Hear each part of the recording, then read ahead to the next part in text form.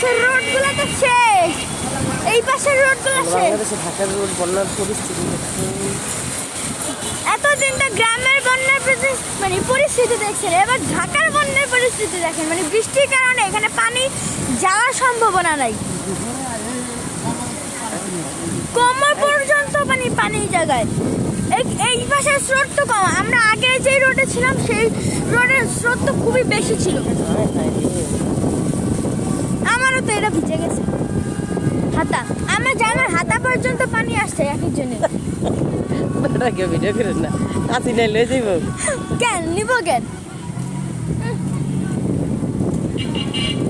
আমার ইচ্ছা আমি ভিডিও ছাড়বো। এর হাসি নাই কই আর মোদি কই, এডিট করতে পারলে এটা আমি কেটে দিতাম। আচ্ছা যাই হোক, এবার যদি আমি এখন একটু ক্যামেরা অফ করে যদি আবার পানির স্রোত আসে তাহলে আমি আপনাদের আবার দেখাবো।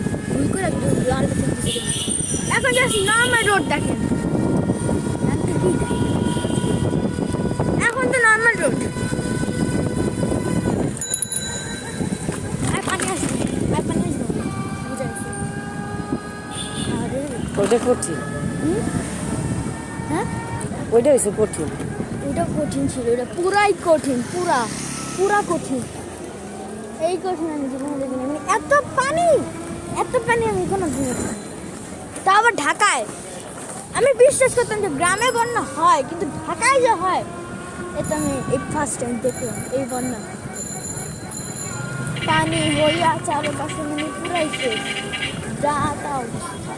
আর ওই পাশের পানিতে অত কথাই নাই। ঠিক আছে, কি করতেছে সুতা ধোয়।